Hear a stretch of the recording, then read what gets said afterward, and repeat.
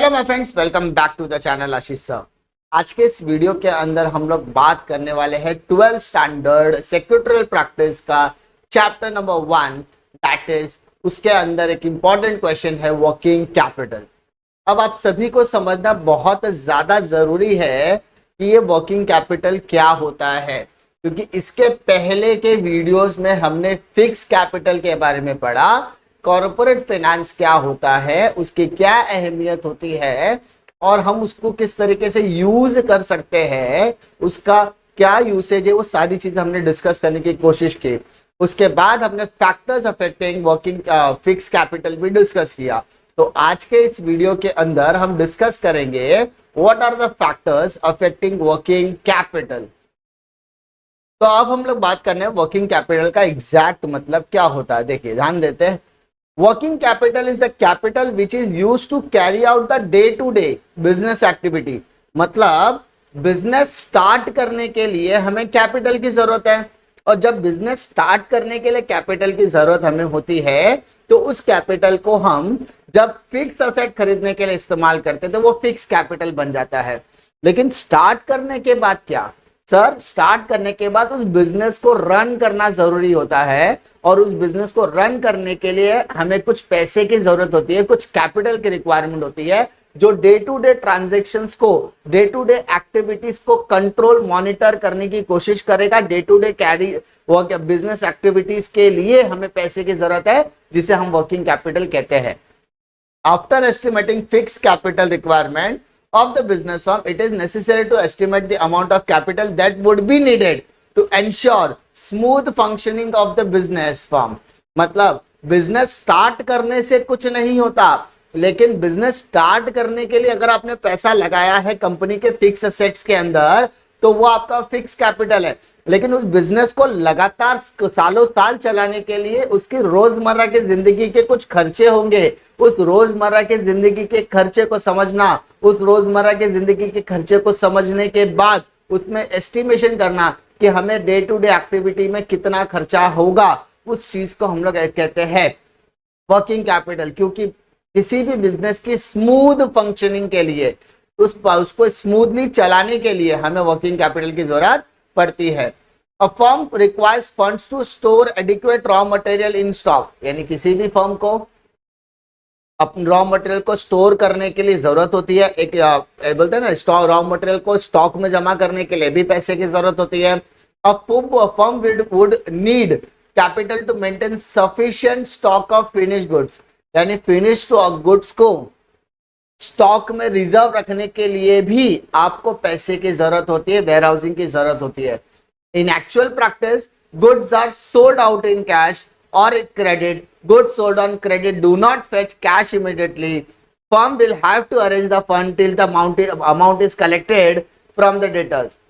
अब सभी को पता है कि हमारा जो कंपनी का सेल्स है, वो सेल का मेन मकसद है। सेल हमारे लिए, किसी भी कंपनी के लिए इनकम है, लेकिन वो सेल दो तरीके का होता है।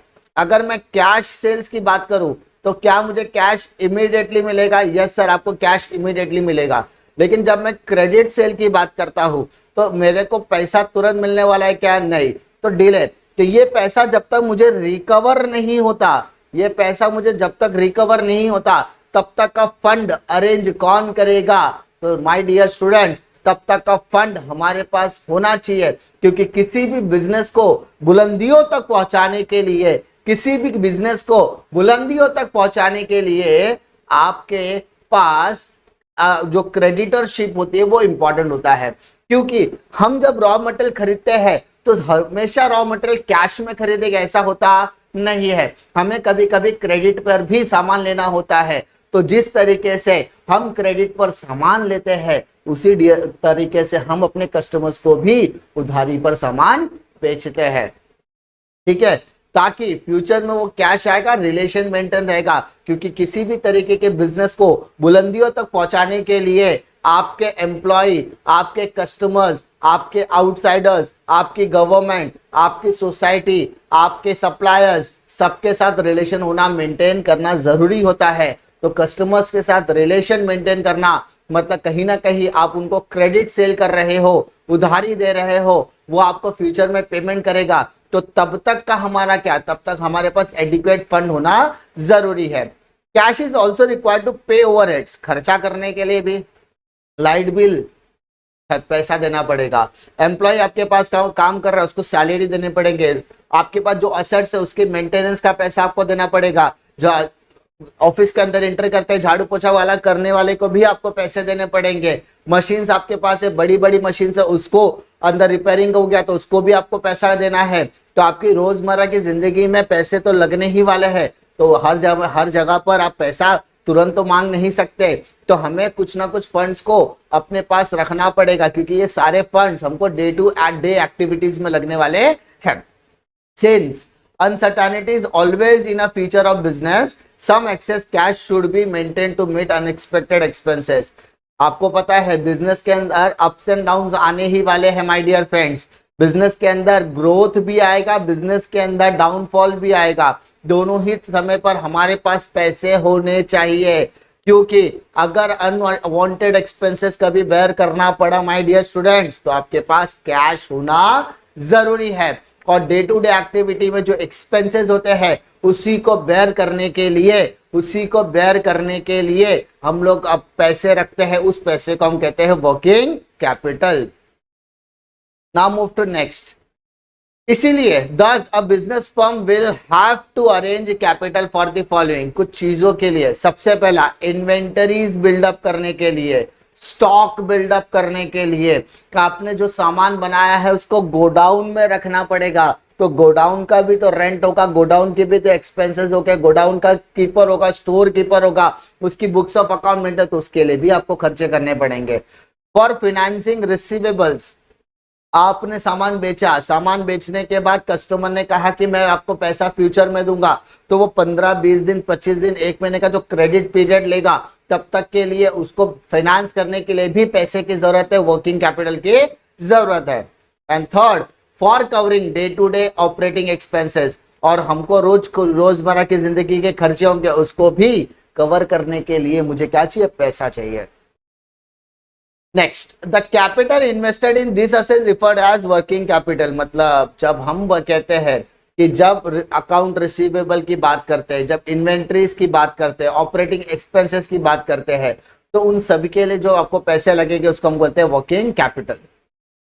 The concept of working capital is viewed differently by leading authorities. Some authorities consider working capital is equivalent to the excess of capital assets over current liability। मतलब वर्किंग कैपिटल के बारे में कुछ लोगों का क्या मानना है कि कुछ लोग क्या वर्किंग कैपिटल को ऐसा अज्यूम करते हैं कि भाई साहब आपका करंट एसेट में से करंट लायबिलिटी माइनस कर दो, आपका वर्किंग कैपिटल आता है। मतलब stock, debtor, bill receivable, cash balance, bank balance, prepaid expenses वगैरह में से करंट लायबिलिटी यानी creditor, bills payable, outstanding expenses अगर आप माइनस कर देते हो तो आपको वर्किंग कैपिटल मिलेगा। ठीक है, कुछ फिर गस्टनबर्ग क्या कहते हैं, the excess of current asset over current liability, this approach refers the net working capital. Gerstenberg does not call it as working capital, it prefer to call it as circulating capital.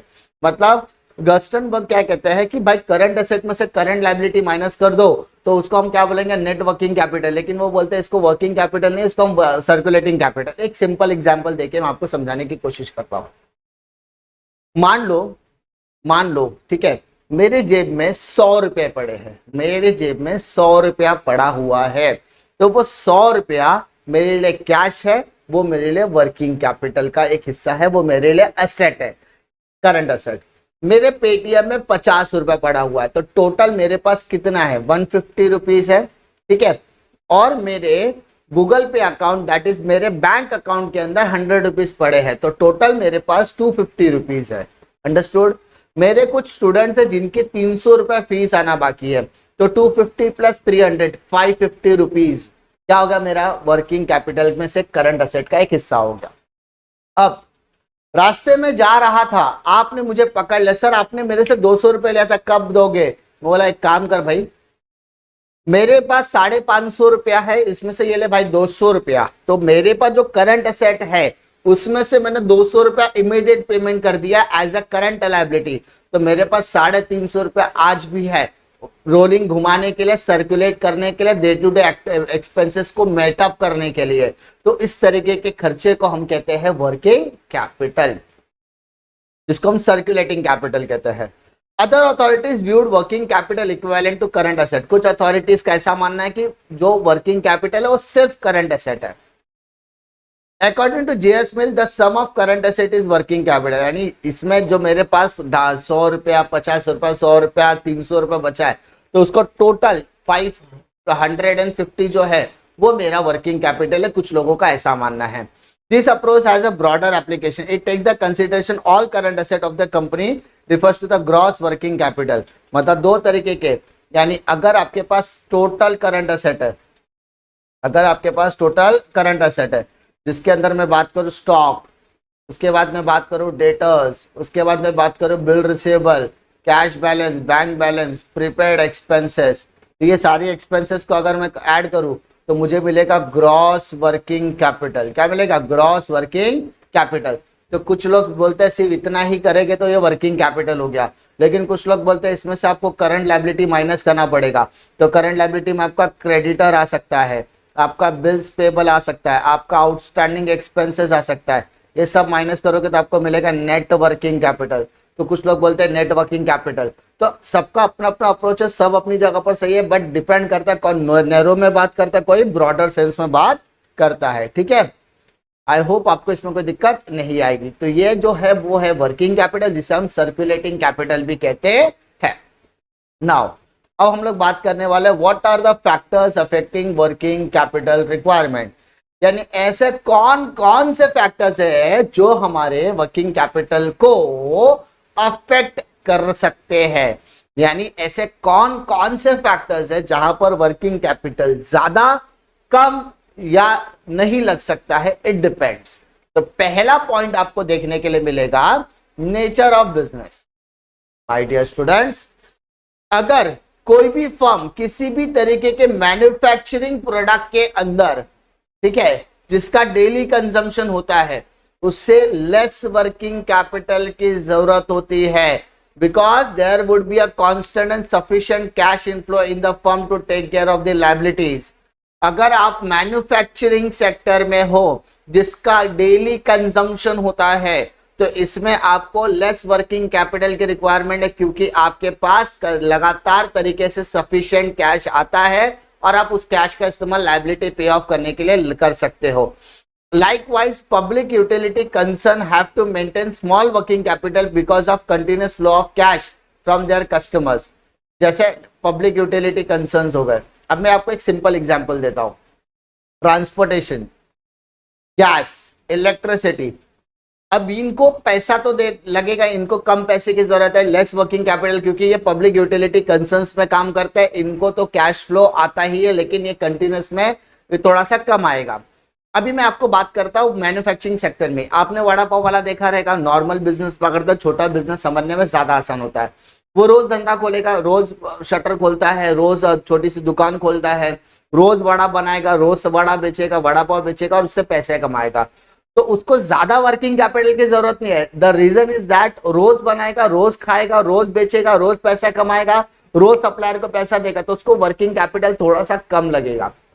उसकी जगह पर अगर McDonald की बात करो, Domino's pizza की बात करो, तो उनका वर्किंग कैपिटल बहुत ज्यादा बड़ा है। रीजन इज दैट शटर बंद है, दुकान आप खोल नहीं सकते, डिलीवरी के दम पे आपको करना है, आपको एक सैलरी एक्सपेक्टेशंस है। अगर आपके पास रोज पैसा आएगा ना, तो आप धीरे धीरे करके पेमेंट कर सकते हो, लेकिन अगर आपके पास पैसे ही रोज नहीं आ रहे, आपको उसको सर्कुलेट करने के लिए पैसे ही नहीं आ रहे डेली, तो आपको दिक्कतों का सामना करना पड़ सकता है। On the contrary, if the business is dealing in luxurious product, यानी अगर बिजनेस लग्जरियस प्रोडक्ट में है, तो it requires huge amount of capital as a sale of luxurious item are not frequent. लेकिन अगर मैं अगर कार मैन्युफैक्चरर हूं या कार डी में डीलिंग करता हूं, एसी हो गया, फ्रिज हो गया, टीवी हो गया, तो ये सारे जो प्रोडक्ट्स होते हैं ना, वो रोज बिकेंगे ऐसा जरूरी नहीं है।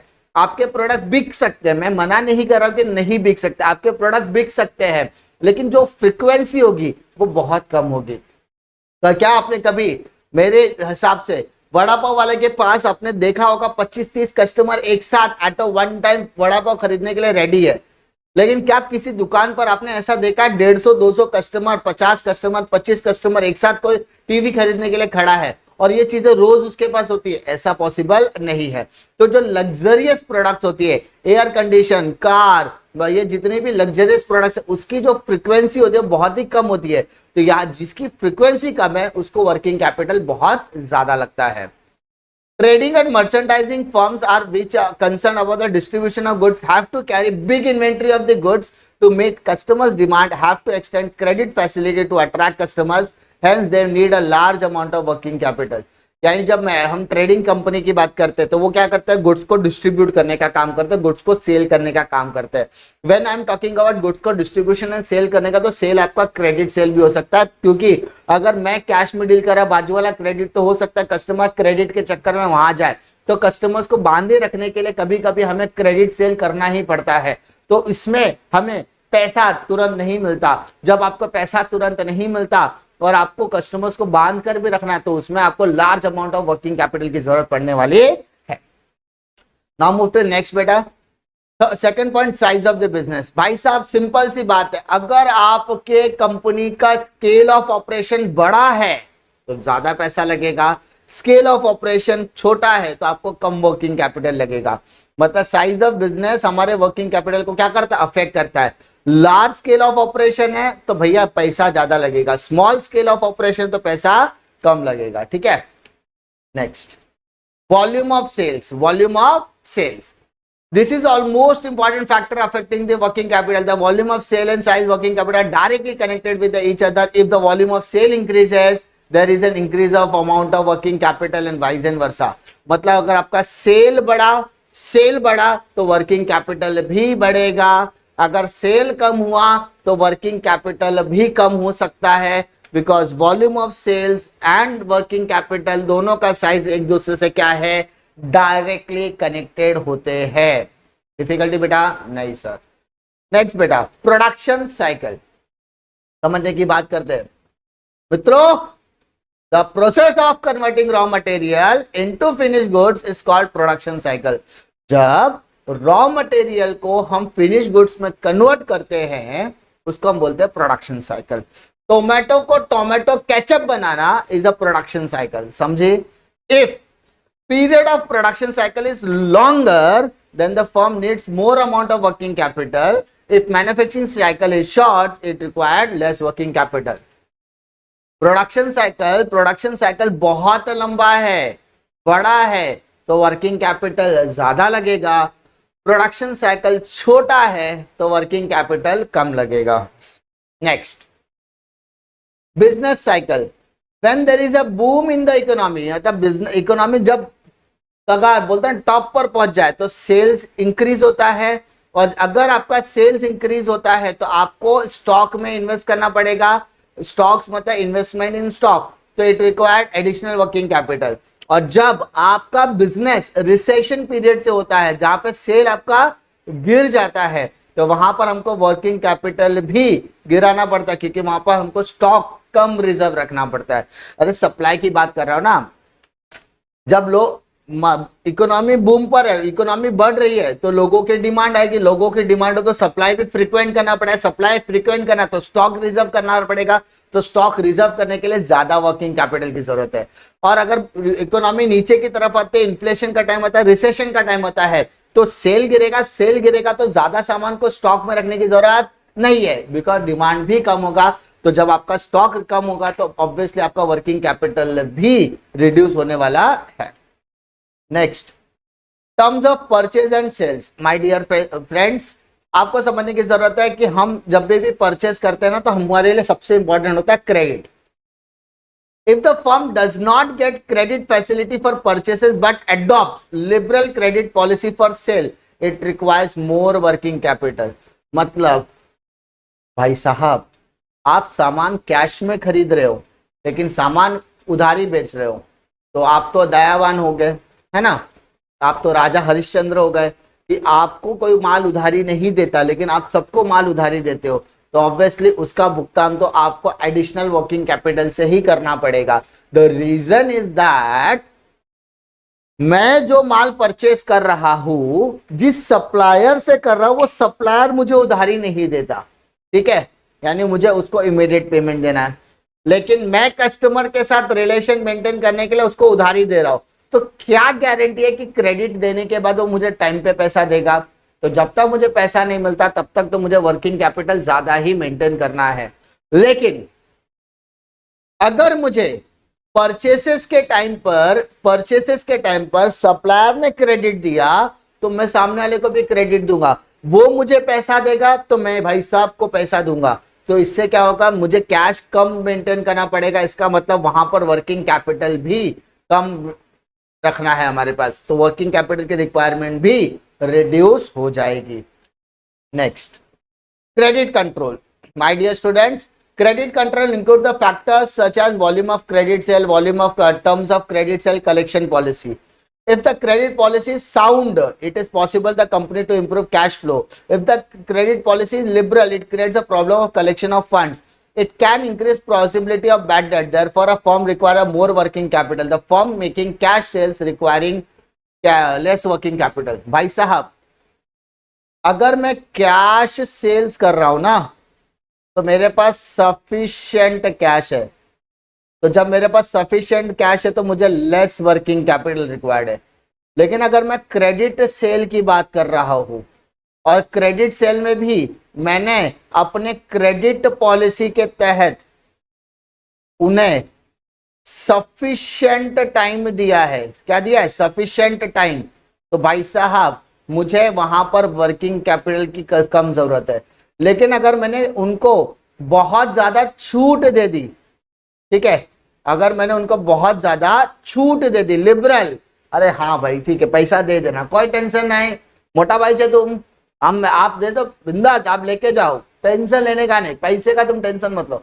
अरे ऐसा कैसा चलेगा? तो उसको लिबर्टी दे रहा है, भाई तू कर, इस्तेमाल कर, तेरे को माल चाहिए मैं देता हूं, लेके जा, पैसा जब आएगा तब देना। भाई ऐसा धंधा चलता नहीं है। तो जब आप उसको ज्यादा छूट देते हो ना तो वहां पर आपको मोर वर्किंग कैपिटल की रिक्वायरमेंट है। Understood? Yes sir. Next, growth and expansion. भाई साहब बिजनेस बड़ा करना है तो ऑब्वियसली आपके फिक्स कैपिटल की जरूरत तो बढ़ेगी, लेकिन साथ ही साथ उधर वो बिजनेस को भी चलाने के लिए वर्किंग कैपिटल जरूरत है। तो इसीलिए किसी भी तरीके के फंड्स का कंटिन्यूअस फ्लो होना जरूरी है। अगर फंड्स का कंटिन्यूअस फ्लो है तो भाई साहब आप ग्रोथ एंड एक्सपेंशन आसानी से कर सकते हो। Management ability. अब रिक्वायरमेंट ऑफ मैनेजमेंट एबिलिटी क्या है? The requirement of working capital is reduce if there is a proper coordination between production and distribution. If a firm stocking on a heavy inventory calls for higher level of working capital. बनाने वाला बना रहा है, बेचने वाला बेच रहा है, बनाने वाला बना रहा है, डिस्ट्रीब्यूशन बरोबर हो रहा है, बनाने वाला बना रहा है, कलेक्शन वाला कलेक्शन करके आ रहा है, तो भाई प्रॉब्लम आने वाली नहीं है। प्रोडक्शन करने वाला प्रोडक्शन कर रहा है, डिस्ट्रीब्यूशन प्रॉपर नहीं हो रही है, सप्लाई प्रॉपर नहीं हो रही है, सेल प्रॉपर नहीं हो रही है, कलेक्शन प्रॉपर नहीं हो रहा है, तो ऑब्वियसली आपको दिक्कतें आने वाली है। तो हमें क्या कोशिश करनी है कि हमारा प्रोडक्शन और डिस्ट्रीब्यूशन दोनों का कोऑर्डिनेशन बरोबर बना रहे, ताकि माल बिके भी, माल अगर क्रेडिट पे बिकता है तो उसका कलेक्शन भी टाइम टू टाइम होना चाहिए, ताकि हमें वर्किंग कैपिटल की रिक्वायरमेंट कम से कम होनी चाहिए। 10th point, external factors. Financial institutions और बैंक क्या करती है? हमें पैसा प्रोवाइड करती है, लेकिन हमें भी तो उनको टाइम टू टाइम बदले में क्या देना होता है? सर बदले में उनको क्या देना होता है? इंटरेस्ट देना होता है। तो जब हमारे पास पैसा रेगुलर आएगा तो ही तो मैं इंटरेस्ट दूंगा। अरे जब मेरे पास पैसा ही नहीं आएगा दिख रहा तो पैसा देगा किधर से? लॉकडाउन लगा रहा है, पूरा देश में लॉकडाउन लगा है, छोटे से छोटा व्यापारी क्यों मर गया? Because there is no inflow but there is a continuous outflow. There is no inflow, there is a continuous outflow. Rent देना है, सैलरी देना है, ईएमआई पे करना है, बैंक से लोन लिया है, और ये लॉकडाउन को सर्वाइव करने के लिए एडिशनल लोन लिया है, ये सबका पैसा देगा किधर से? क्योंकि बिजनेस चालू नहीं है, शटर बंद करा है, भाड़ा चालू है, शटर बंद किया है, लाइट बिल चालू है, शटर बंद करके रखा है, लेकिन बिजनेस होने वाला नहीं है। आउटफ्लो तो है, इनफ्लो की कोई गारंटी नहीं है, आउटफ्लो की गारंटी है। इनफ्लो की कोई गारंटी नहीं है, आउटफ्लो की गारंटी है। तो भाई साहब ऐसे टाइम को सर्वाइव करने के लिए मेरे पास वर्किंग कैपिटल अच्छा खासा होना चाहिए। This is the harsh reality, लेकिन एक्सेप्ट तो करना पड़ेगा कि ड्यू टू द लॉकडाउन छोटे से छोटा बिजनेस, बड़े से बड़ा बिजनेस बहुत ज्यादा अफेक्ट हुआ है। बिकॉज आने वाली इनकम रुक चुकी है, आने वाली इनकम कम हो चुकी है, लेकिन जाने वाली इनकम कई गुना कई हद तक बढ़ चुकी है, जिस वजह से बिजनेसमैन ना ही वर्किंग कैपिटल पे सर्वाइव कर पा रहे, ना ही फिक्स कैपिटल पे, जिस वजह से वो अपने बिजनेस शट डाउन करना पड़ता है। अगर हम डे टू डे एक्टिविटीज या डे टू डे कंटीजेंसीज को मेंटेन नहीं कर पाते तो माय डियर आपको अपना बिजनेस बंद करना ही पड़ता है। There is no chance. ठीक है, उम्मीद करता हूं कि आपको फैक्टर्स अफेक्टिंग वर्किंग कैपिटल के क्वेश्चन में कोई दिक्कत नहीं आएगी। कोई भी डिफिकल्टी आती है तो आप डाउट सॉल्विंग सेशन में क्लियर करवा सकते हो। उम्मीद करता हूं कि आपको ये वीडियो पसंद आएगा। वीडियो पसंद आता तो लाइक करो, दोस्तों में जरूर शेयर कीजिए, और अगर अभी तक आपने हमारा टेलीग्राम चैनल ज्वाइन नहीं किया है तो डिस्क्रिप्शन में आपको लिंक मिल जाएगा, टेलीग्राम चैनल ज्वाइन कीजिए। वहां पर आपको सारी चीजें जरूरत की टाइम टू टाइम मिलती रहेगी, और साथ ही साथ अकाउंट्स का पूरा सब्जेक्ट का पूरे के पूरे चैप्टर्स का प्लेलिस्ट अवेलेबल है, आप उसका एडवांटेज भी ले सकते हैं। मिलता हूं मैं आपको अगले वीडियो में एक और नए लेक्चर वीडियो के साथ। तब तक के लिए जय हिंद।